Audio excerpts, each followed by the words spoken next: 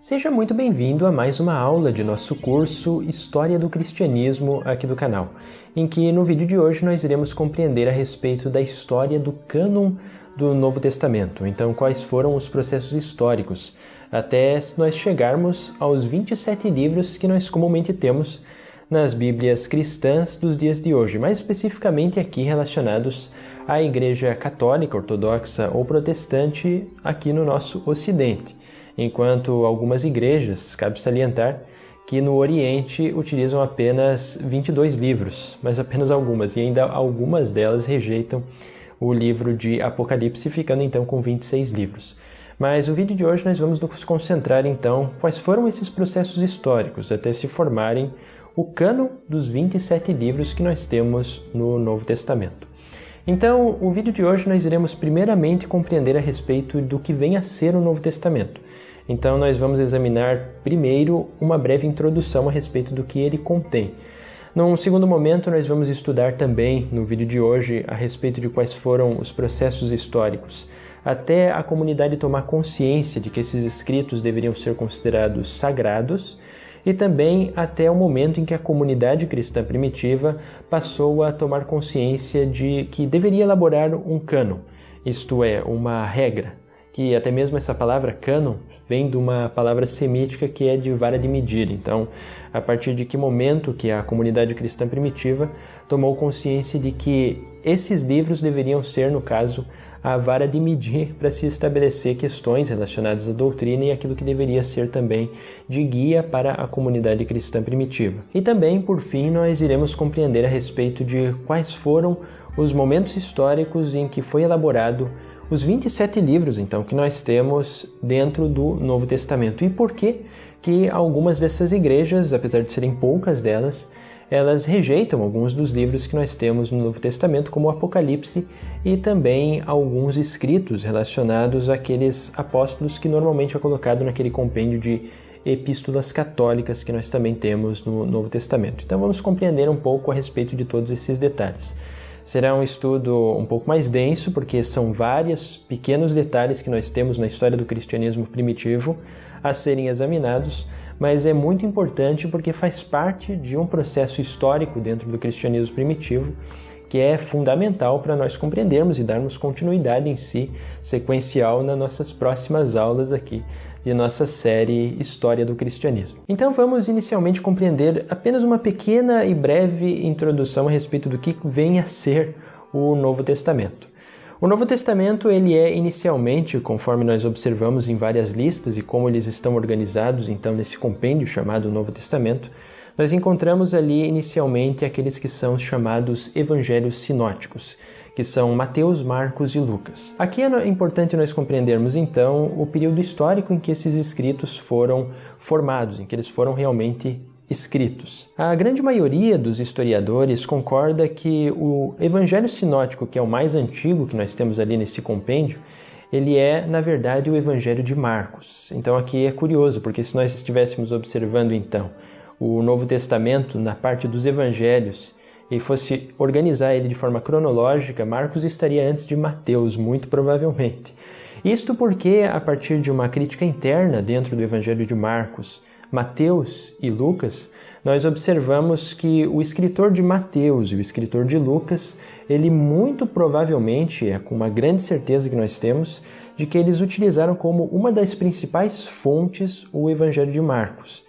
E o Evangelho de Marcos se acredita que ele foi elaborado por volta do ano 70, 75 ou mais tardar 80 da Era Comum. Então nós estamos ali por volta de 40 anos após a morte por crucificação de Jesus de Nazaré. E na sequência, então, nós temos os evangelhos de Mateus e Lucas, que provavelmente, então, foram escritos depois de Marcos. Então, nós estamos ali por volta do ano 80 a 90 da Era Comum, cerca de 50 anos após a morte de Jesus de Nazaré, em que estes evangelhos foram formados. E também eles utilizaram uma outra fonte que se acredita que foi uma fonte comum. E é daí que vem a questão da hipótese da fonte Q, chamada Quelle, que é uma fonte que nós iremos estudar com mais profundidade ainda quando nós estivermos examinando a respeito dos evangelhos sinóticos aqui no canal. Então temos que aguardar ainda os próximos episódios das aulas que virão por aí. E passando então dos evangelhos sinóticos, o evangelho mais tardio que nós temos dentro do Novo Testamento é o Evangelho de João, que nós observamos até mesmo que ele possui um texto diferente e também uma concepção cristológica que é bem mais avançada, mais aprofundada do que os evangelhos sinóticos. Até mesmo ele possui algumas ideias que muitas vezes se acredita que pode ter vindo ou pode ser influência de Filon de Alexandria, dentre outras filosofias a respeito do logos divino que havia no mundo greco-romano. Então, provavelmente, o Evangelho de João ele foi escrito entre o ano 90 e o ano 110. É o que os historiadores colocam como sendo a data provável a respeito do Evangelho de João. E também aqui uma nota importante sobre o Evangelho de João é que um dos pergaminhos mais antigos, ao menos um fragmento de pergaminho que nós encontramos, ele também é datado por volta do ano 130 da Era Comum. Então é um dos textos mais antigos que também nós temos em arqueologia com relação ao Novo Testamento. Vem do Evangelho de João. E nós vamos se aprofundar a respeito desses pergaminhos e de todos esses textos, obviamente, quando nós estivermos estudando a particularidade de cada um desses evangelhos. Então aqui nós temos 3 evangelhos que são sinóticos, Marcos, Mateus e Lucas, e um evangelho de João que forma então o Novo Testamento. Na sequência, organizado o Novo Testamento, nós temos também o livro de Atos, que foi escrito muito provavelmente pelo próprio Lucas, por conta de até mesmo nós observarmos que Lucas e Atos eles têm uma união entre si. Então, o livro de Atos é praticamente uma continuidade direta de Lucas. E também através de uma crítica interna do texto, nós observamos que a forma com que ele foi escrito em grego é muito semelhante entre si. Então, tudo indica que foi escrito pelo mesmo autor. E o livro de Atos, nós estamos ali, então, um pouco depois de Lucas.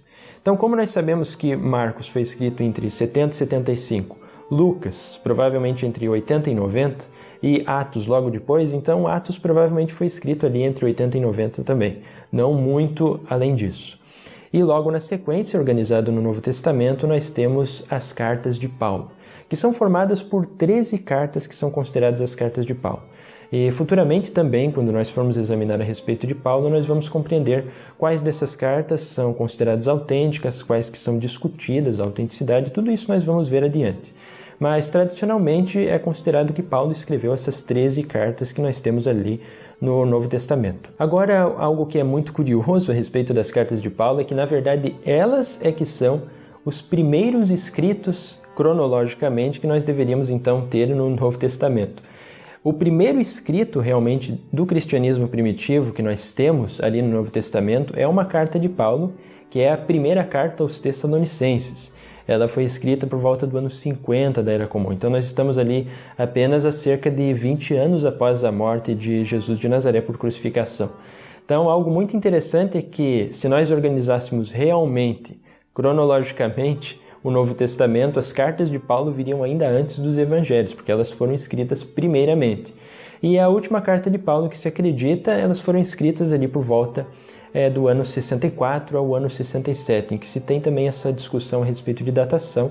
E nós, obviamente, estudaremos com mais profundidade quando formos examinar de perto realmente o apóstolo Paulo, bem como seus escritos particulares também.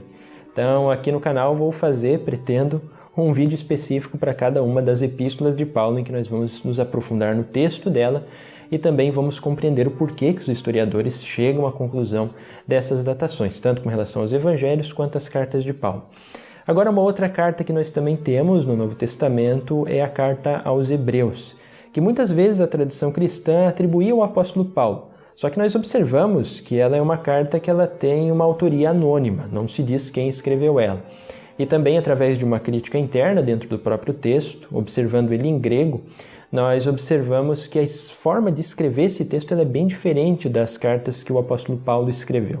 Então, é uma quase certeza que nós temos de que o apóstolo Paulo não escreveu Hebreus, foi alguma outra pessoa. E se acredita que ela foi elaborada talvez por Apolo, que é considerado no livro de Atos como sendo poderoso nas Escrituras, e existem várias ideias a respeito de quem escreveu essa carta. O que nós sabemos é que ela provavelmente é um escrito ali que data também algo semelhante a Mateus e Lucas. Então nós estamos ali por volta do ano 80, 90, ou mais tardar para os hebreus, se colocaria uma datação por volta do ano 100, mas não mais do que isso é que nós temos então formado a Epístola aos Hebreus. Logo na sequência, no Novo Testamento, nós também possuímos aquelas que são chamadas as Epístolas Católicas. Aqui apenas esse termo católico não significa uma atribuição necessariamente à Igreja Católica, essa corrente do cristianismo, que é uma das correntes mais antigas que nós temos. Mas sim, o termo católico ele significa universal. Então essas epístolas católicas que nós temos ali, que são Tiago, 1º e 2º Pedro, 1º, 2º e 3º João, e também nós temos Judas, elas são consideradas católicas porque elas deveriam ter como propósito serem lidas universalmente por todas as igrejas. Então é por isso que elas são chamadas de católicas. Agora aqui apenas uma nota de rodapé sobre esse termo católico. Ele é um termo que ele começou a ser utilizado pela igreja já desde os períodos bem antigos. Então, se nós observarmos nos escritos depois do Novo Testamento, a primeira vez em que nós temos o escrito católico para se denominar igreja vem de uma das cartas de Inácio de Antioquia, que vem ali do início do século II. Então, cerca de mais ou menos 80 a 90 anos depois da morte de Jesus de Nazaré, nós já temos essa atribuição, esse termo católico como um dos termos para a igreja como um todo, a igreja que seria a Igreja Universal. Agora, sobre essas epístolas católicas, aqui cabe salientar que também, examinando elas de perto por uma crítica interna, boa parte dos exegetas e historiadores concordam também que, apesar de elas terem um fundo apostólico, elas não foram escritas propriamente pelos apóstolos. Isso, obviamente, talvez para aqueles que são mais religiosos e estão acostumados com essa atribuição, pode ser algo meio assim de levar um certo susto por falar que elas não são propriamente dos apóstolos. Mas nós vamos ver com cuidado a respeito de cada uma delas e por que também que os historiadores consideram que elas não poderiam ter sido escritas pelos apóstolos. E lembrando aqui também que nós vamos ver que isso não é necessariamente uma espécie de ataque à fé cristã como um todo. E que muitos padres da igreja, bem como estudantes protestantes, reconhecem também que elas podem não ter sido escritas pelos apóstolos e isso não quer dizer que seja algo que vá contra a fé cristã. Nós vamos também entender a respeito disto no seu devido tempo. Agora então, sobre essas epístolas católicas, cabe aqui colocarmos a datação dela como sendo provavelmente ali entre o ano 70 e a epístola mais tardia que é considerada é 2º Pedro, que é datada por volta do ano de 125. Só que a carta de 2º Pedro nós temos uma certa complicação a respeito de quando exatamente datar 2º Pedro. Nós vamos entender ainda um pouquinho mais à frente aqui do nosso estudo de hoje sobre algumas formas que nós temos de conseguir datar 2º Pedro. Mas alguns historiadores colocam ela até num período bastante cedo, por volta do ano 80, 90, e tem alguns historiadores que jogam ela ainda mais para frente, por volta do ano de 160, já no 2º século. Então nós estaríamos ali mais de 100 anos depois de Jesus de Nazaré. Mas uma data que não é nenhum desses dois extremos e que muitas vezes se encontra em livros que se referem à introdução ao Novo Testamento, eles colocam ela como provavelmente sendo uma carta ali por volta do ano de 125. Esse é o mais comum também que vocês poderão encontrar se forem buscar a respeito de datações para a carta de 2º Pedro. Ou por vezes também poderão encontrar até mesmo o início do 2º século, ali por volta do ano 100, também que é bastante comum. Até mesmo nas introduções de Bíblias bastante consideradas, elas possuem também essa datação, como por exemplo a Bíblia de Jerusalém ou a Bíblia Tebe, versão expandida, também considera essa datação. E por último, o último livro que nós temos então no Novo Testamento é um livro apocalíptico, que é o livro de Apocalipse de João, que tem a sua datação também por volta do final do século I ou início do século II. Então nós estamos ali por volta do ano 90, 100 ou mais tardar 110, mas se acredita mais que ela se enquadra ali entre o ano 90 e 100. Então, aqui nós compreendemos que o Novo Testamento é um compêndio de escritos que vai desde o ano 50 e o mais tarde até provavelmente ali por volta do ano de 125. Então, eles abarcam cerca de 80 anos de história de cristianismo primitivo ali dentro deles. Então, todos eles nós vemos que eles são, depois da morte de Jesus de Nazaré, entre 20 anos após a morte de Jesus e entre quase 100 anos após a morte de Jesus de Nazaré nós temos ali.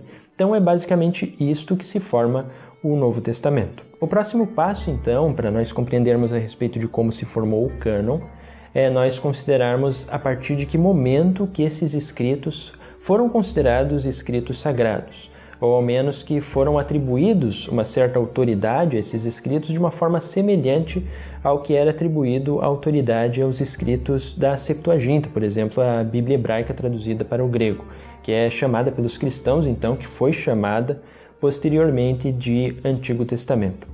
Então aqui é que nós temos que examinar os escritos que veio depois do Novo Testamento, para nós compreendermos, a partir destas fontes históricas, em que momento mais especificamente ou mais aproximado que nós temos em que os primeiros cristãos consideraram que esses escritos deveriam ser considerados sagrados. E logo depois também compreendermos o porquê que os cristãos sentiram a necessidade de fazer um cânon, de fazer uma coisa fechada daqueles escritos apenas que deveriam ser considerados normativos pelo cristianismo de então. Algo aqui que é interessante de salientar também, bastante importante, é que quando os escritores do Novo Testamento, seja o apóstolo Paulo, bem como os escritores anônimos que nós temos, que redacionaram os evangelhos e demais escritos que nós temos no Novo Testamento, todos eles escreveram com o objetivo de serem utilizados pelas comunidades, mas eles ainda não tinham a consciência de que os escritos que eles estavam escrevendo formaria parte de uma Bíblia ou seriam considerados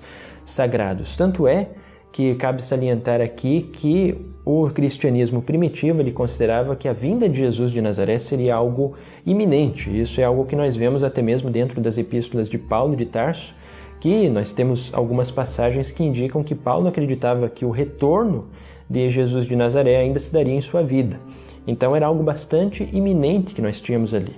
E não se tinha ainda essa consciência de que os escritos fariam parte de um compêndio bíblico. Então aqui, para citar um exemplo, que nós temos uma passagem que é bastante conhecida, que vem de 2 Timóteo, capítulo 3, verso 16, em que diz que toda a escritura inspirada por Deus é útil para ensinar e etc., que boa parte das pessoas já conhecem a respeito dessa passagem.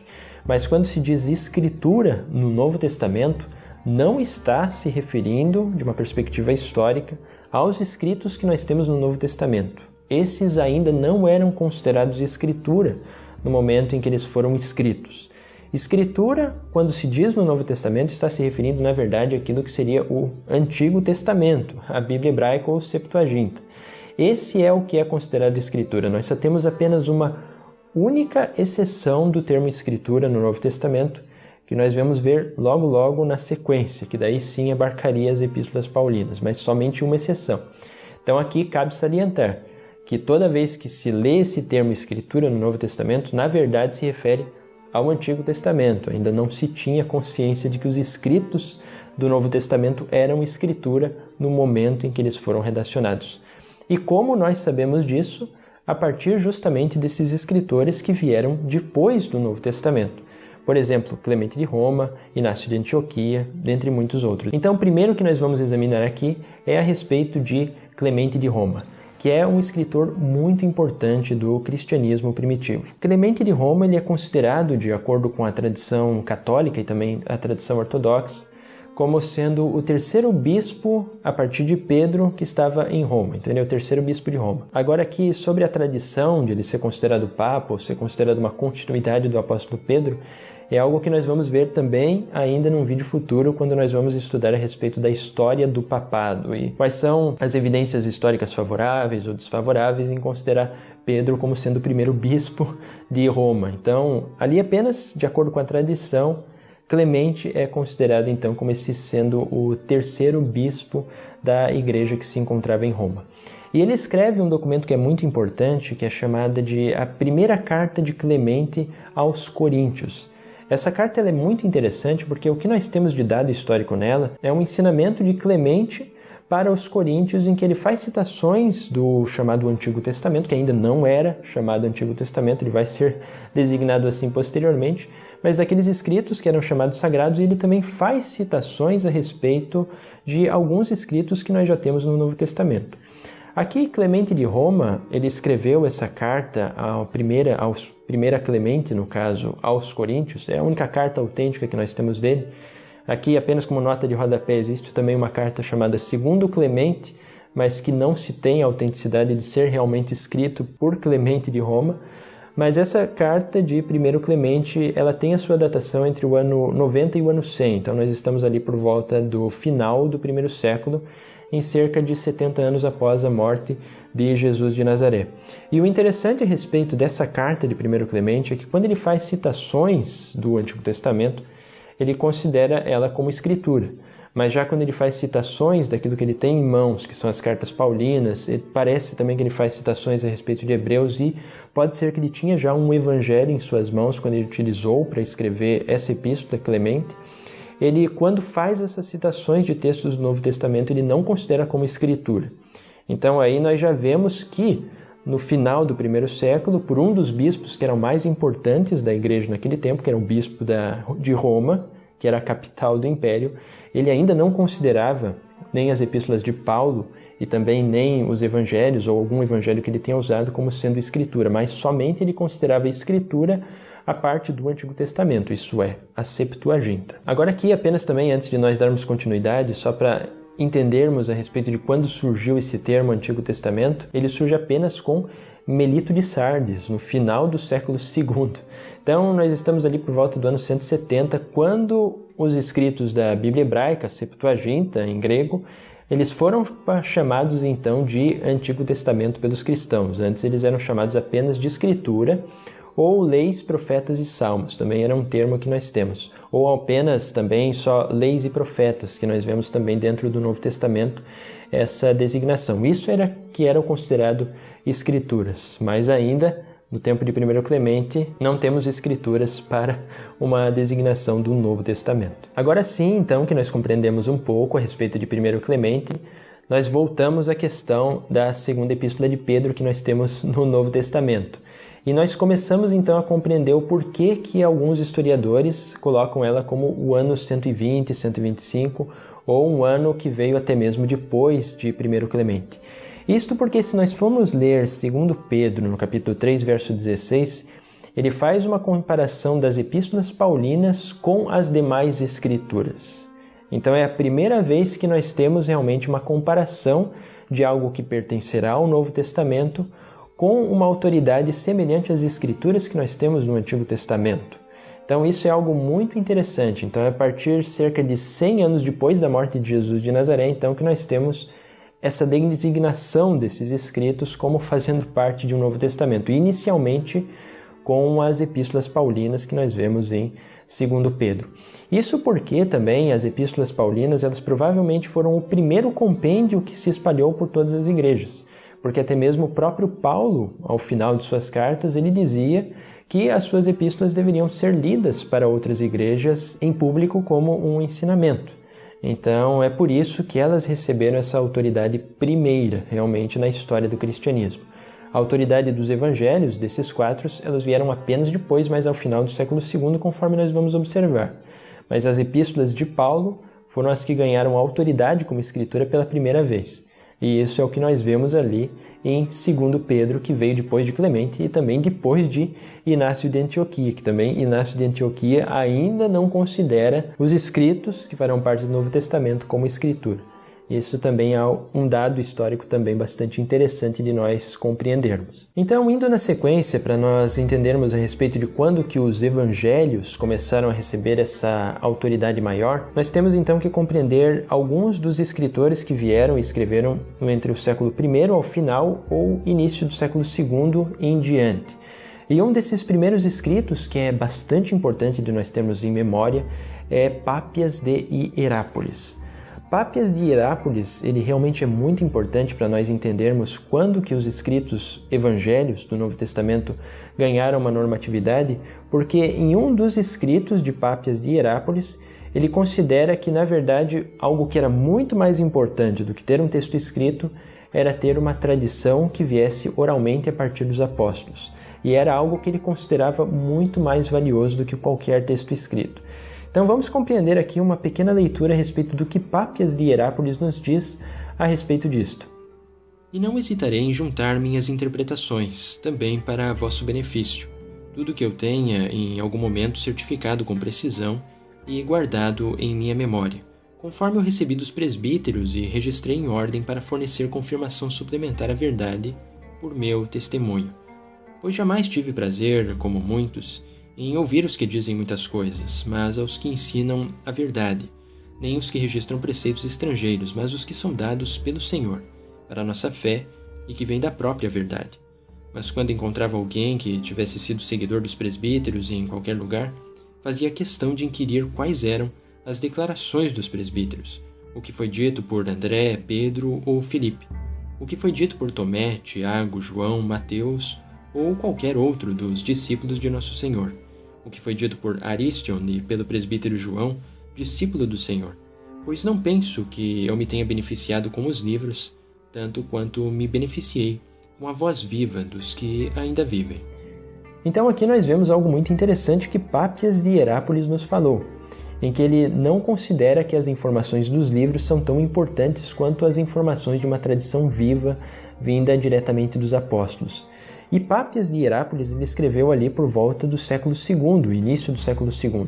Então aqui nós compreendemos de que os evangelhos realmente eles demoraram um certo período de tempo até eles terem uma atribuição como escritura, justamente porque era muito mais valioso para os cristãos primitivos uma tradição apostólica viva, que viesse como tradição direta ou por alguém que conheceu um apóstolo ou uma pessoa próxima de Jesus de Nazaré.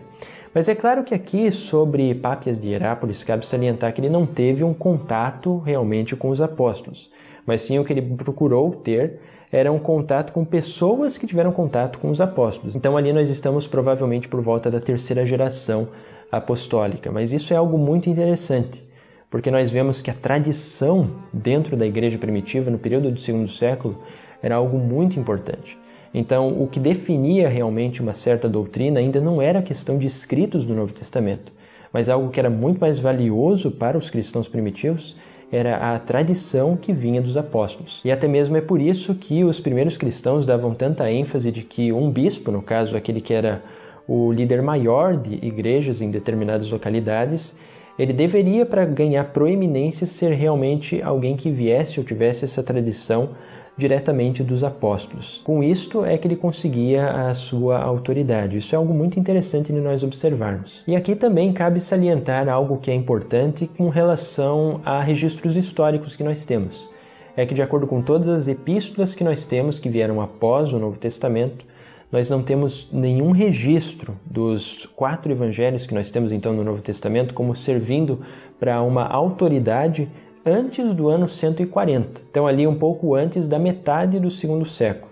Então nós vemos que estes evangelhos eles ganharam a sua autoridade realmente após a metade do segundo século em diante. Isso também é algo bastante curioso de nós entendermos e termos em mente para se compreender os processos históricos da formação do cânon do Novo Testamento. Então com isso nós compreendemos um pouco daquilo que aconteceu já desde a formação dos primeiros escritos, que são os escritos paulinos, até por volta da metade do segundo século, por volta do ano 140.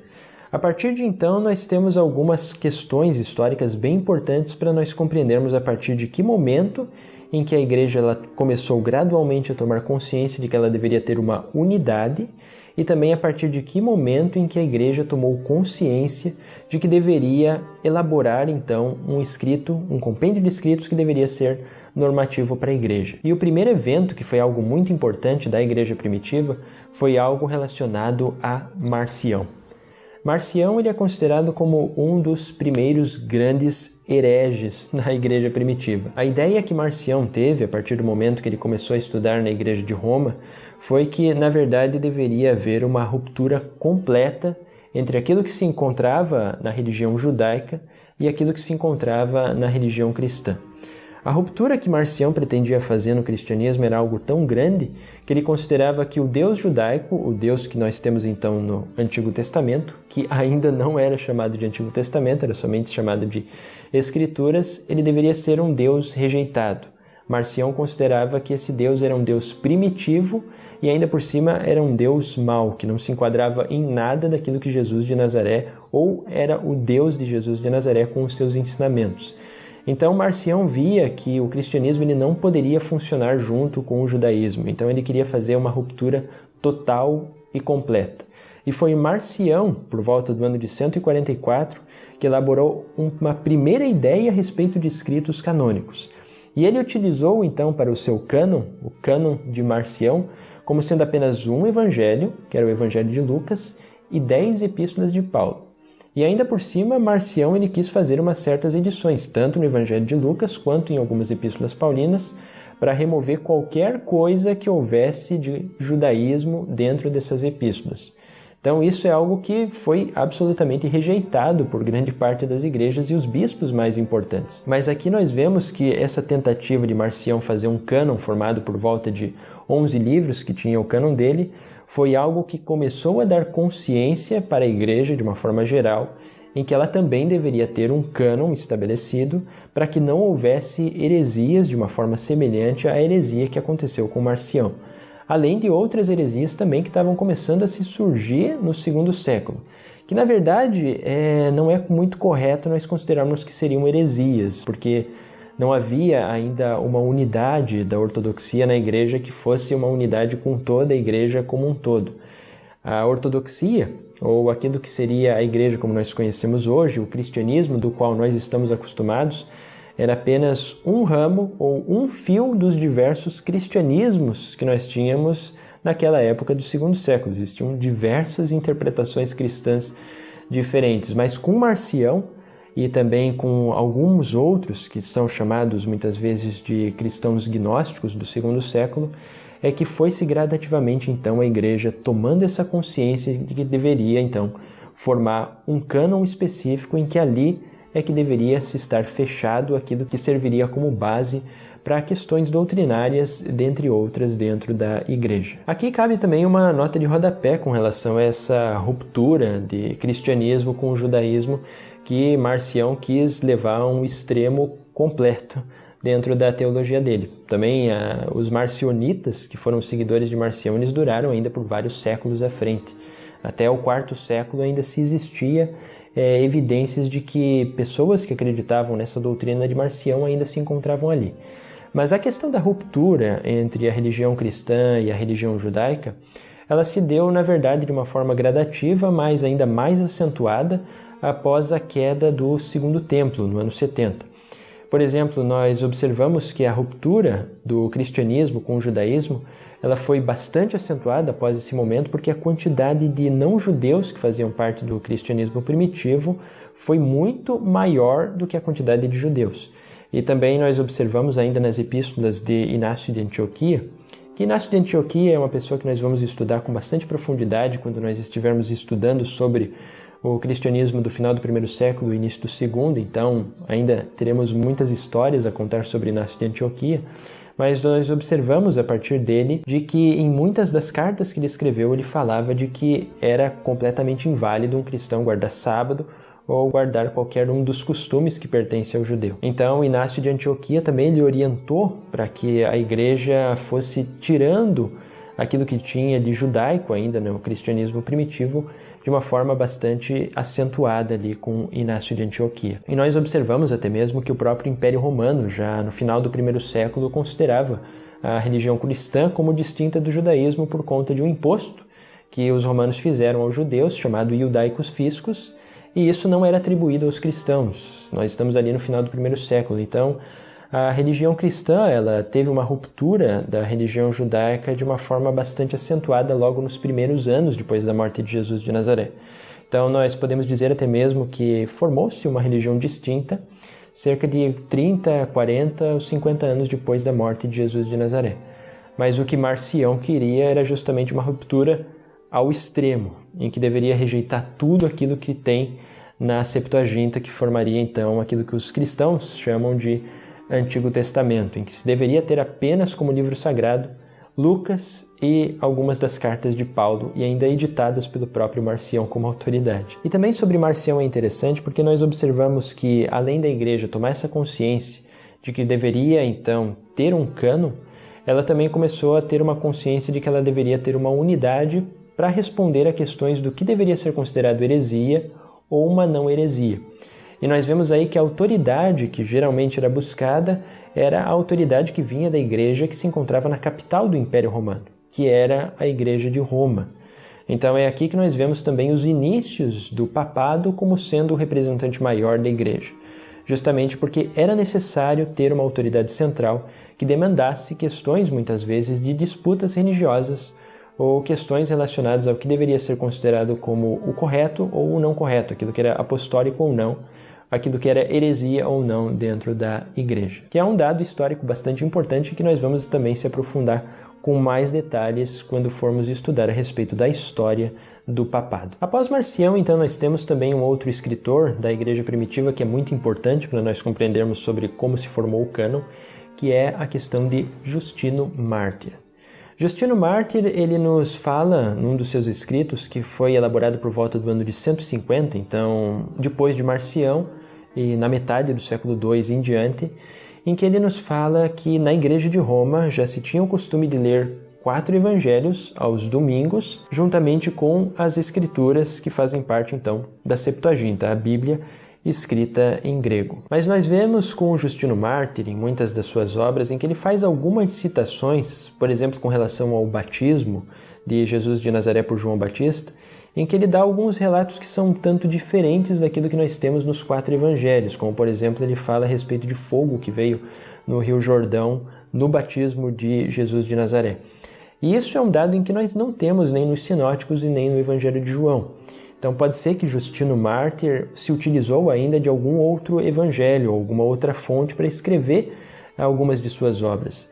No entanto, nós sabemos que 4 evangelhos eram já utilizados na Igreja de Roma por volta da metade do 2º século aos domingos. Então isso é algo interessante porque nós observamos aí que esses 4 evangelhos que farão parte do Novo Testamento já começam a ganhar a sua proeminência então. E nós sabemos justamente que esses 4 evangelhos eles começaram a ganhar essa proeminência e são os 4 evangelhos que nós temos no Novo Testamento por conta de um aluno de Justino Mártir, que veio ali mais ao fim do século II.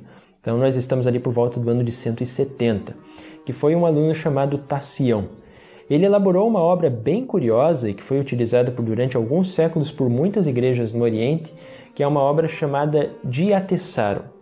O objetivo dessa obra era justamente utilizar esses 4 evangelhos que nós temos no Novo Testamento e reunir todos eles em apenas um único escrito. Então é daí que vem até mesmo o nome de Atessaron, que significa D4.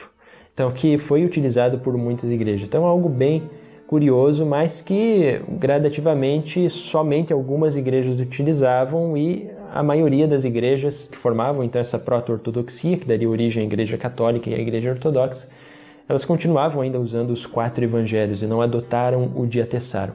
Mas através desse Diatessaron nós vemos então que os 4 evangelhos já estavam basicamente bem estabelecidos ao final do século II. Também um dado importante para nós compreendermos o porquê que eles foram parar ali no cânon do Novo Testamento. Agora, após Taciano, um outro autor muito importante também que nós temos ali por volta do final do 2º século é Irineu de Leão. Esse autor ele é bastante importante para nós compreendermos a respeito do cânon do Novo Testamento, porque com Irineu de Leão é que nós temos a primeira evidência realmente de que os 4 evangelhos e já boa parte do Novo Testamento era considerado como uma escritura sagrada. Então nós vemos já ao final do 2º século é que os evangelhos têm essa característica de serem considerados uma escritura sagrada, da mesma forma que é considerado a Bíblia, lei, profetas e salmos, como escritura sagrada conjuntamente. Então, Irineu de Leão é uma fonte bastante importante em suas obras para nós compreendermos isto. Mas em suas obras, Irineu de Leão ele não utiliza todos os livros que nós temos no Novo Testamento. Ele utiliza as cartas de Paulo, mas, por exemplo, ele exclui algumas dessas que são chamadas epístolas católicas, como, por exemplo, 2 Pedro, 3 João, Tiago, dentre outras. E também Irineu de Leão utiliza um outro texto que acabou não entrando para dentro do nosso Novo Testamento que nós temos aqui no Ocidente, que é chamado de O Pastor de Hermas, que é uma obra também que nós veremos um pouco mais a respeito dela, ainda em vídeos posteriores a este. Então, com isso, nós compreendemos aqui, já em nossa história, a partir do momento em que o Novo Testamento começou a ser escrito, por volta dos anos 50, com a primeira carta de Paulo aos Tessalonicenses, até o final do século II, em que daí nós temos grande parte já dos livros que irão compor o Novo Testamento como sendo considerados escrituras. Mas ainda muitos deles eram disputados, conforme nós vamos ver em algumas fontes datadas do 3º e do 4º séculos, que são muito importantes. Entre elas, uma das mais importantes que nós vamos examinar para compreender os livros que eram disputados se iriam entrar no cânon ou não, vem de Eusébio de Cesareia, que será uma fonte que nós iremos compreender um pouquinho mais adiante aqui no nosso estudo de hoje. Mas com isso nós compreendemos então que no segundo século já estava bem estabelecido que a Igreja deveria ter livros que seriam normativos. E a partir desse momento é que começam a surgir vários compêndios com livros ou várias tentativas de fazer listas de livros que entrariam então futuramente para o cânon do Novo Testamento. Agora, o que contribuiu também para que a Igreja tivesse a consciência de que deveria haver livros que fossem normativos é por conta da grande quantidade de livros que estavam surgindo, que hoje são considerados de livros apócrifos, mas que normalmente os historiadores preferem utilizar o termo de pseudepígrafos para esses livros, que são livros que, de uma perspectiva histórica, são muito importantes para nós compreendermos a grande diversidade de cristianismos, enfatizando a pluralidade desse termo, que existia no século II, que eram cristianismos gnósticos, proto-gnósticos ou ainda cristianismos não gnósticos, mas que existia diversas formas de entender Jesus de Nazaré, a questão da lei de Moisés, dentre muitos outros que nós vamos ver também um pouco mais adiante, e com livros que surgiam justamente no segundo século para defender justamente essa perspectiva de determinados pontos de vista cristãos diferentes. Então aqui, por exemplo, se muitos dos estudantes aqui do canal forem pesquisar sobre listas de evangelhos apócrifos que surgiram nessa data, também posteriormente, no século III ou IV, existem cerca de mais de 100 livros apócrifos de evangelhos, cartas, dentre muitos outros, que surgiram nesse período de tempo e ainda alguns deles surgiram ainda no primeiro século. Agora aqui, apenas para o nosso vídeo não ficar extremamente extenso, do qual ele já é bastante extenso devido à profundidade do tema, sobre os evangelhos e os escritos apócrifos é algo que eu vou estudar um pouco mais com vocês, que nós veremos uma forma geral sobre o que vem a ser esses evangelhos e escritos apócrifos no nosso terceiro vídeo aqui da série do cristianismo.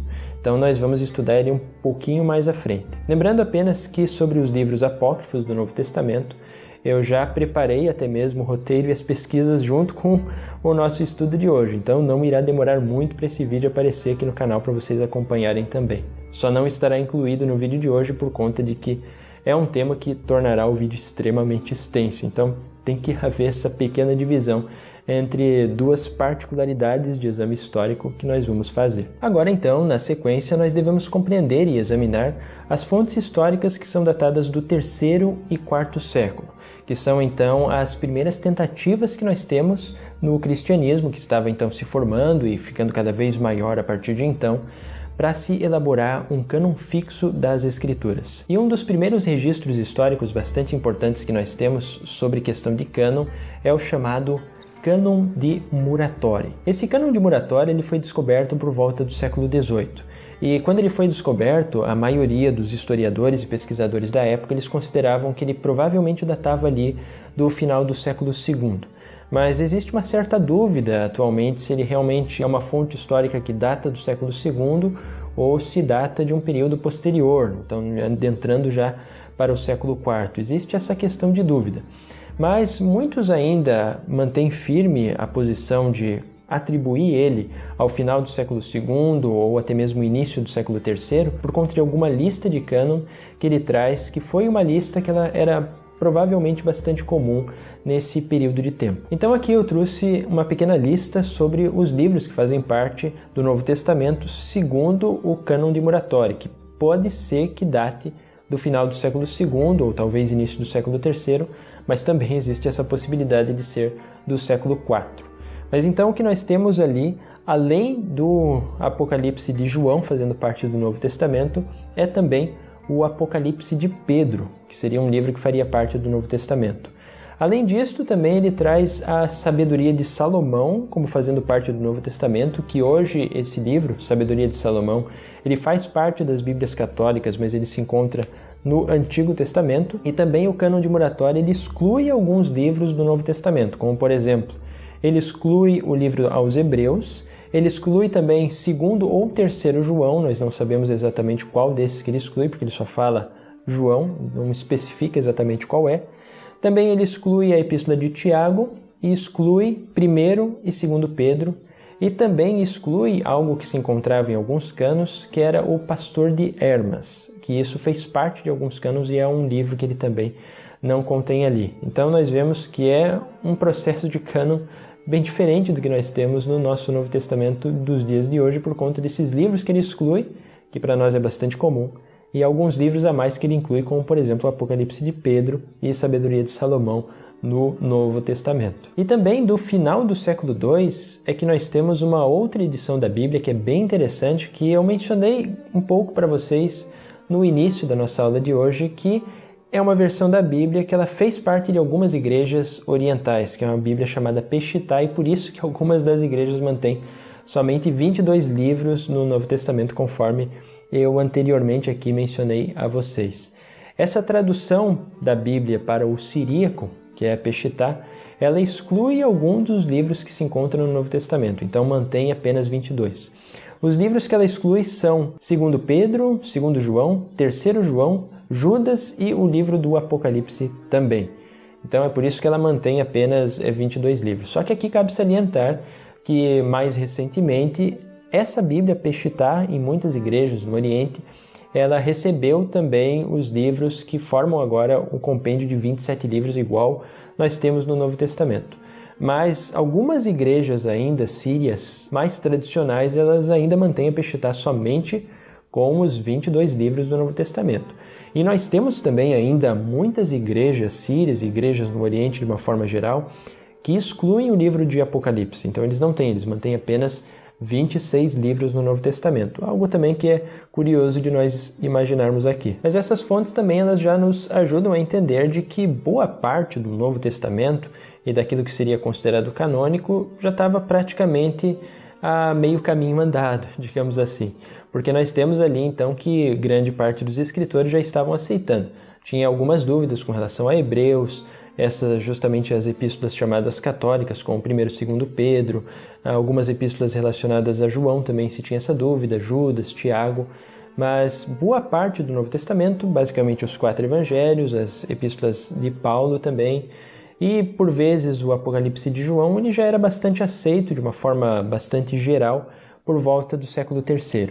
Agora, fontes que vêm, que são muito importantes, elas são do século IV, e mais especificamente ainda, uma fonte que é muito importante para nós entendermos a respeito de como se deu esse processo de canonização, vem justamente de Eusébio de Cesareia, que é um dos mais importantes historiadores da Igreja que nós temos como fonte para se examinar quais foram os processos históricos desde o cristianismo primitivo, com a formação dele no século I, até chegarmos então depois de Constantino o Grande, que foi o responsável por dar uma espécie de boom na igreja primitiva por conta de todo o patrocínio que ele deu à igreja através do Império Romano. Então, para nós compreendermos aqui como estava indo o andamento para esse processo de canonização do Novo Testamento, os livros que iriam entrar ou que iriam sair, os livros que eram discutidos, nós temos de examinar essa fonte histórica de Eusébio de Cesareia,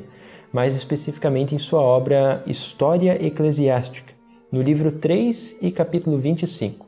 Então vamos fazer uma leitura a respeito desse capítulo para nós compreendermos o que estava se desenrolando ali por volta do IV século, e lembrando aqui também que nós já estamos um pouco depois de Constantino o Grande. Então esse texto de Eusébio de Cesareia ele foi escrito cerca de alguns anos após o Concílio de Nicéia, talvez uns 5 anos após, alguma coisa mais ou menos por volta dessa data. Então, Eusébio de Cesareia provavelmente escreveu ali por volta do ano 330, enquanto o primeiro concílio de Nicéia ele ocorreu em 325. E vamos compreender então como estava ao pé do andamento da questão de cânon do Novo Testamento nessa data, em Eusébio de Cesareia. Este também parece o devido lugar de apresentar uma declaração sumária dos livros do Novo Testamento já mencionados. E aqui, entre os primeiros, deve ser colocada a Santa Tétrade dos Evangelhos. Estes são seguidos pelo livro de Atos dos Apóstolos. Depois deste, deve-se mencionar as Epístolas de Paulo, as quais são seguidas pelas reconhecidas Primeira Epístola de João, bem como Primeira de Pedro, a ser de igual modo aceita.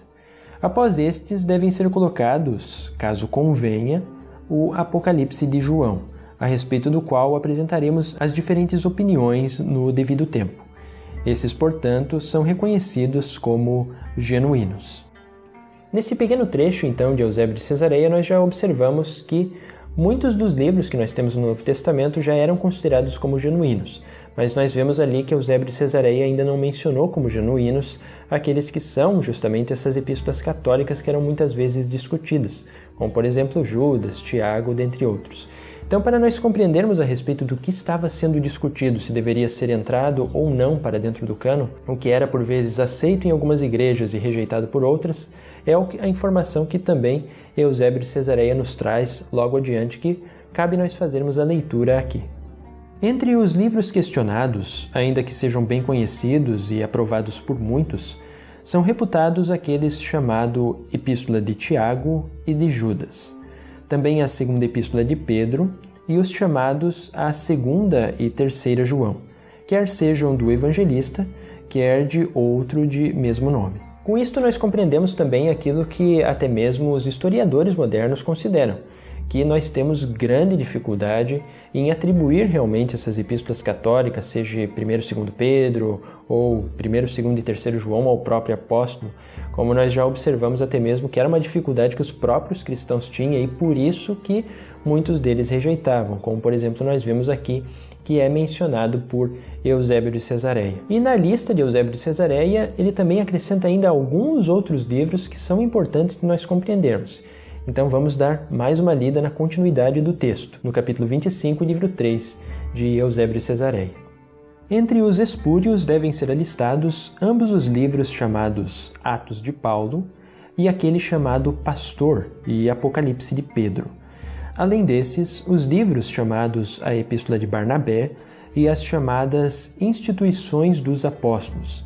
Além disto, como já afirmei, caso pareça correto, o Apocalipse de João, que alguns, como já se disse, rejeitam, mas outros colocam entre os genuínos. Mas há também alguns que alistam entre estes o Evangelho de acordo com os Hebreus, no qual os hebreus que receberam a Cristo têm especial deleite. Pode-se dizer que estes são todos a respeito dos quais há alguma controvérsia. Então aqui nós observamos já também alguns dos livros que não fazem parte do nosso cânon do Novo Testamento, com os 27 livros que foram rejeitados.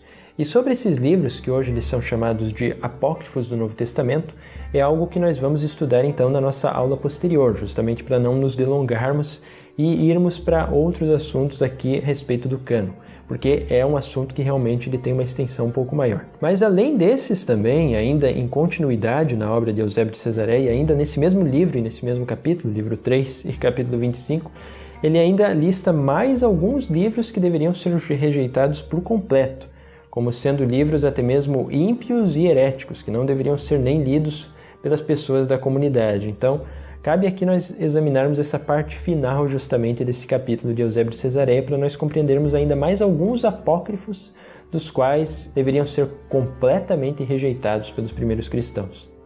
Assim, teremos condições de conhecer esses livros e os citados pelos hereges, sob o nome dos apóstolos, contendo livros como os Evangelhos de Pedro, Tomé e Matias, e outros além desses, ou contendo os Atos dos Apóstolos de André, João e outros, dos quais nenhum daqueles escritores da sucessão eclesiástica dignou-se a fazer alguma menção em suas obras.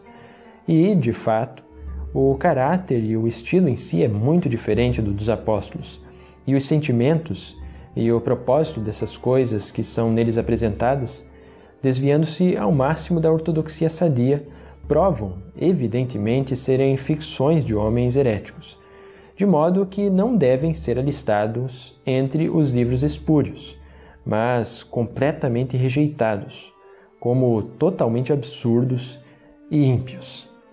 Esses outros livros apócrifos, então, que nós observamos aqui, Eusébio de Cesareia considera como completamente heréticos e ímpios. Muitos deles chegaram até nós nos dias de hoje, muitos deles também foram reencontrados, como por exemplo um dos evangelhos mais importantes que foi redescoberto a partir do ano de 1945, numa chamada Biblioteca de Nag Hammadi, é o chamado Evangelho de Tomé, que que tem algumas traduções bastante interessantes também de ser examinadas. Mas aqui cabe salientar apenas de princípio que muitos desses livros apócrifos eles não trazem realmente uma grande contribuição para nós compreendermos a respeito do Jesus de Nazaré histórico ou das primeiras comunidades dos apóstolos. Eles são livros que muitas vezes eles surgiram por volta do 2º século ou do 3º século. Até mesmo é por isso que esses livros apócrifos, Eusébio de Cesareia considera que nem os escritores eclesiásticos mencionaram, isto porque muitos desses livros ainda até mesmo não existiam. Eles passaram a existir por volta do 2º século e eles foram limitados a algumas correntes de cristianismo que muitas vezes era atribuído a um gnosticismo, que é algo que obviamente nós vamos estudar um pouco mais no vídeo que vem depois desse, a terceira parte de nossa série aqui, sobre a questão dos livros apócrifos. Mas aqui também, em Eusébio de Cesareia, nós começamos a compreender as razões do que um livro deveria ser considerado canônico ou as razões do que ele deveria ser rejeitado. Então aqui, por volta do 4º século em que nós estamos, nós podemos contabilizar em torno de 3 razões principais que levam um livro a ser colocado no cânon do Novo Testamento ou a ser rejeitado. Então, o primeiro motivo que faz com que um livro adentre para o cânon do Novo Testamento é se ele tem como confirmar a sua apostolicidade, se é algo que realmente veio da tradição apostólica, ele deve ser considerado aceito. Mas aqui, obviamente, nós temos um outro problema histórico, porque, por exemplo, a questão dos evangelhos, apesar de a tradição atribuir a Mateus, Marcos, Lucas e João, eles são evangelhos que, na verdade, são anônimos. Nós não temos ali quem realmente escreveu esses evangelhos. A tradição atribui a isso. Mas eles poderiam ser atribuídos aos apóstolos ou não. E a grande parte dos historiadores considera que não poderia ser atribuído a ele, mas sim que vem por alguém que teve talvez um contato um pouco mais distante com alguém que conheceu os apóstolos. Então aí nós temos um problema histórico também dentro dos próprios evangelhos, que é um assunto que nós vamos estudar mais profundamente quando adentrarmos na particularidade de cada evangelho em si. Outro motivo, outra razão também que poderia ser um livro aceito dentro do Novo Testamento ou não, é se a grande maioria das comunidades o utilizavam.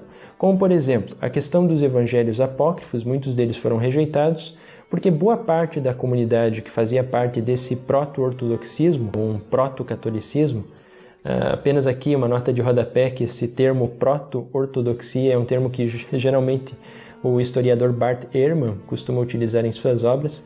Nós vemos aqui que isso também era um elemento importante para se um livro seria aceito no cânon ou não, se as demais igrejas estão aceitando ou não. Por exemplo, se nós fôssemos falar a respeito do Evangelho de Hebreus como um motivo de ele ser aceito no Novo Testamento, nós poderíamos utilizar então como uma evidência de que muitas igrejas estão utilizando e por isso é que nós deveríamos aceitá-lo.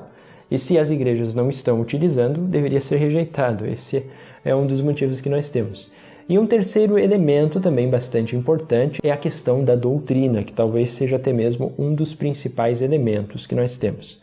Por exemplo, que nós vamos estudar no vídeo posterior. Um dos livros que nos ajuda bastante a entender a respeito do cristianismo primitivo e que pode ter tradições orais genuínas a respeito do apóstolo Paulo é justamente um livro apócrifo chamado Atos de Paulo e Tecla, que pode nos trazer informações importantes sobre ainda nos tempos de Paulo ou o cristianismo do 1º século. Mas ele é um escrito de Atos que foi justamente rejeitado porque a teologia que tem nesse escrito ela não concorda com a teologia que fazia parte justamente das igrejas no período do 4º século, que era já um catolicismo que nós poderíamos considerar então. Então esse foi realmente um motivo importante. Como, por exemplo, a questão do Evangelho aos Hebreus, também nós vamos estudar. A teologia dele muitas vezes não batia com aquilo que era a teologia da igreja majoritária nessa época, que era justamente a teologia da igreja romana, que muitos desses evangelhos e demais escritos eles tinham um caráter de cristologia adocionista. Isso significa que Jesus não era considerado filho de Deus ainda antes mesmo de seu nascimento, mas sim que ele foi considerado filho de Deus apenas ao momento de seu batismo, que era escritos justamente que iam contra a teologia majoritária da igreja. E por isso que, apesar de alguns deles terem essa atribuição histórica importante, eles também foram rejeitados. Então, com isso, nós compreendemos um pouco mais a respeito das razões que levaram esses escritos a fazerem parte do Novo Testamento ou não. E nós vemos aqui que, atualmente, se tem muito costume, de muitas pessoas pensam, que o que levou justamente esses escritos a fazerem parte do Novo Testamento era o caráter inspirado que eles tinham. Mas nós vemos, de acordo com os registros históricos, de que a questão não era se o escrito era inspirado ou não, mas sim eram outras atribuições. Então a ideia de inspiração dos escritos do Novo Testamento é algo que não fazia parte daquilo que formaria a escolha para um livro entrar no Novo Testamento ou ser rejeitado dele. Agora aqui também, antes de nós darmos continuidade nos nossos registros históricos um pouco mais ao final do quarto século, ou metade do quarto século em diante, para se compreender a respeito de quando se formou em definitivo os 27 livros do cânon, cabe uma outra nota de rodapé um pouco mais extensa a respeito de Constantino o Grande, em que também, atualmente, muitas pessoas, por vezes, e também aqui na internet, muito se tem desse tipo de comentário, em que Constantino o Grande é que determinou os evangelhos que deveriam entrar para dentro do cânon ou não deveriam entrar. E existem ainda muitas pessoas que, por não conhecerem a história da igreja e muitas vezes se basearem também em várias teorias da conspiração com relação à igreja do quarto século, em que elas consideram que ainda por cima foi no concílio de Nicéia que foi determinado os livros que deveriam entrar para o cânon ou não. Muitas dessas ideias a respeito de que Constantino escolheu esses livros, por exemplo, vêm daquela obra Código da Vinci de Dan Brown, em que se espalhou então muitas dessas teorias da conspiração. E são ideias que as pessoas acabam passando em diante, porque na verdade cabe aqui salientar que muitas pessoas amam teorias de conspiração. E daí é que vem as mais absurdas teorias sendo colocadas para Constantino o Grande no Concílio de Nicéia e durante esse período do quarto século. Muitas dessas ideias absurdas que são colocadas em Constantino nós também veremos adiante, mas uma delas é com relação ao cânon do Novo Testamento, em que ele teria então dito aqueles livros que deveriam entrar e aqueles que deveriam sair. E na verdade nós vemos que não, porque por exemplo Eusébio de Cesareia escreveu depois do Concílio de Nicéia, então a atribuição a Constantino é realmente um erro. Uma pessoa que fala a respeito disso, ela não conhece a história do cristianismo. A única coisa que nós temos, talvez, mais aproximada de uma ideia de cânon que poderia ser atribuída a Constantino é porque Constantino, logo depois, ele também fez um pedido, justamente porque ele estava fundando uma nova capital, que não seria mais Roma, seria então a capital Constantinopla, que depois até mesmo vai ser o que dará origem ao Império Bizantino. Ele pediu que fosse formadas 50 Bíblias, que são chamadas então as 50 Bíblias de Constantino. E por conta de que essas Bíblias elas formavam um códex, então se tinha ali uma ideia de que provavelmente deveria ter livros que precisavam fazer parte da Bíblia e outros livros que deveriam sair da Bíblia. Então pode ser que nesse quesito das 50 Bíblias de Constantino, isso ajudou a ter mais discussões ainda sobre os livros que deveriam entrar ou deveriam sair do Novo Testamento. Assim como também, provavelmente a partir dali, nós tivemos ainda mais discussões sobre livros que deveriam fazer parte ou não do Antigo Testamento. Então é algo bem interessante que nós temos ali.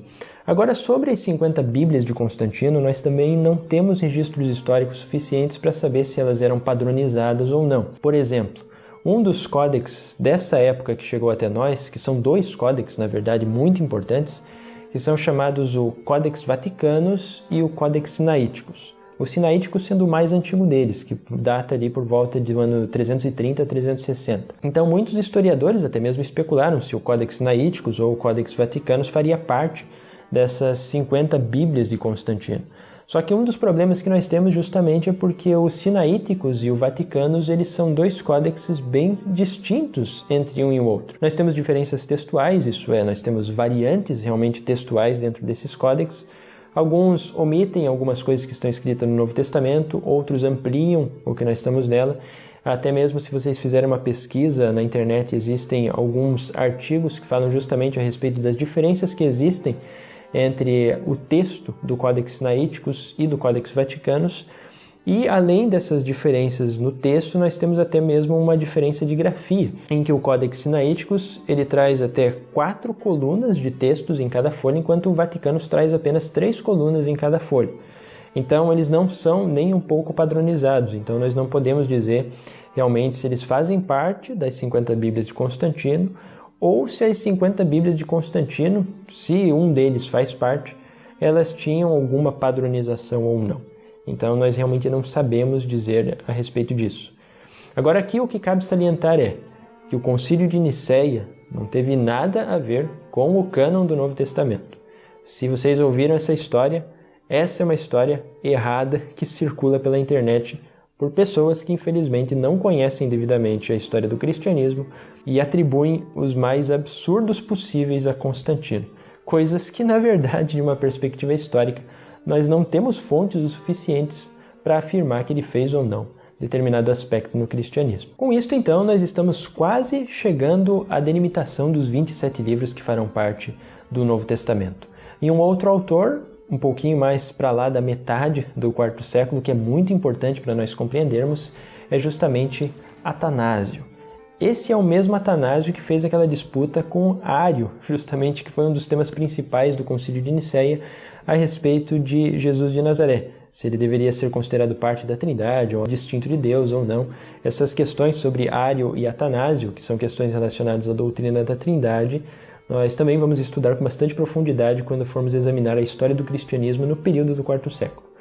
Mas sobre Atanásio, ele desenvolveu alguns escritos importantes ali por volta do ano de 360, 370, em que num desses escritos ele afirma justamente essa lista que nós temos dos 27 livros, contendo até mesmo o Apocalipse de João. Então nós podemos dizer que a partir do ano de 367, mais especificamente, foi que Atanásio coloca como os livros normativos do Novo Testamento e da Igreja como sendo os 27 livros que nós temos no Novo Testamento. Agora aqui, algo que é importante também salientar, é que muitas igrejas ainda não aceitaram o caráter de Atanásio como normativo, justamente porque Atanásio era um bispo regional. Então essa configuração que ele deu para o Novo Testamento com os 27 livros ainda não foi atribuída a toda a igreja. Nós tivemos Atanásio numa região, tivemos, por exemplo, um outro concílio que também delimitou os 27 livros em Cartago, que foi no ano de 397, e foi então um processo gradativo e lento até se chegar aos 27 livros à igreja como um todo. Mas Atanásio é o primeiro registro que nós temos realmente dos 27 livros formando o Novo Testamento que nós temos. Então somente mais depois da metade do quarto século. Então até mesmo aqueles que querem atribuir a Constantino ter escolhido os livros do cânon, o cânon com os 27 livros ele foi realmente definido, mais especificamente com os 27 que nós temos, cerca de 30 anos após a morte de Constantino, para nós compreendermos aí que realmente Constantino e o cânon do Novo Testamento não tem quase nada a ver, a não ser por questão do Códex, se as 50 Bíblias de Constantino contribuíram ou não para ajudar na contribuição do Novo Testamento e formar o cânon então que nós temos ali. Por fim, então, o que nós temos a partir do quinto século é que muitas igrejas no Oriente também, que já estão um pouco mais distantes do Império Romano, elas aceitaram o último livro que ainda era muito questionado, que era o livro do Apocalipse. Então aqui nós temos já uma unidade entre a igreja de uma forma geral, em que quase toda ela aceitava os 27 livros do Novo Testamento, exceto algumas igrejas na Síria que utilizavam-se ainda da Peshittá e ainda hoje utilizam com 22 livros apenas no Novo Testamento, excluindo algumas epístolas católicas e também o livro de Apocalipse. Mas no quinto século é a data final, em que nós podemos colocar como o cânon tendo finalizado no quinto século, e é por isso que chegou até nós com os 27 livros nos dias de hoje. Então nós vemos aí que a questão de cânon do Novo Testamento é algo que foi bem lento e bem gradativo. É um processo histórico bem grande que nós temos aqui. E também ao compreender sobre a questão do cânon do Novo Testamento é que muitas vezes nós temos alguns problemas com relação a uma nova teologia que começou a surgir a partir da Reforma Protestante. Então nós estamos ali adentrando para o século XVI. Isto porque, segundo o protestantismo, se considera que em questões de doutrina para a igreja se deve ter como norma uma ideia chamada de sola scriptura. Mas isso é um problema porque os primeiros cristãos eles não poderiam ter ainda essa norma de sola escritura, porque eles ainda não sabiam o que era a escritura. O Novo Testamento ainda não estava formado. Por exemplo, nos 100 primeiros anos da história do cristianismo, ainda não se tinha uma ideia do que seria realmente escritura dentro do Novo Testamento. Então, atribuir a sola escritura para o cristianismo primitivo realmente não se tem como. Tanto é que os cristãos ainda utilizavam vários outros escritos que depois não fizeram parte do Novo Testamento, como por exemplo a Epístola de Barnabé, Pastor de Hermas, Didaquê, dentre outros que nós vamos estudar também no nosso vídeo posterior a esse aqui, que em breve também já estará pronto aqui para vocês acompanharem. Agora, outra coisa também bastante curiosa sobre a Reforma Protestante, além dessa ideia de sola scriptura, que é uma ideia que poderia ser somente viável ao cristianismo depois do quarto ou quinto século em que o Novo Testamento realmente estava formado, quando chegou a Reforma Protestante com Martinho Lutero, ele também teve algumas dúvidas com relação a livros que entrariam para o cânon. Então, por exemplo, Martinho Lutero colocou como um caráter não tão autoritário a Epístola de Tiago, também Hebreus, Judas e o Apocalipse. E ele justamente não colocou essas epístolas como autoritária, principalmente a questão de Tiago, porque parecia que ia contra a ideia que Martinho Lutero e o protestantismo desenvolveu de que a salvação é somente pela graça ou salvação pela fé. Porque a Epístola de Tiago também dá um entendimento ali sobre a questão de obras. Então se tinha um certo problema teológico com relação à Epístola de Tiago.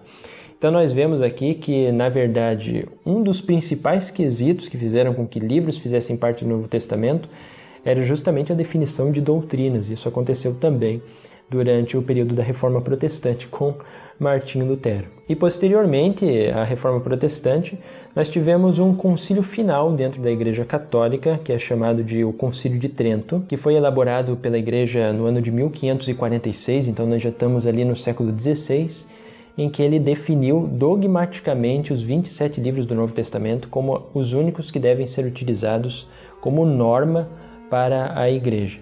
Então aqui é muito interessante, porque nós vemos então que ao todo demorou cerca de 16 séculos, cerca de 1500 anos, até se ter como norma o Novo Testamento com os 27 livros que deveriam ser usados. Então ter-se como um dogma dentro da Igreja. E ainda nos dias de hoje, cerca de 2000 anos quase de cristianismo, ainda existem igrejas que não aceitam o Apocalipse e não aceitam também algumas destas epístolas católicas que nós temos dentro do Novo Testamento.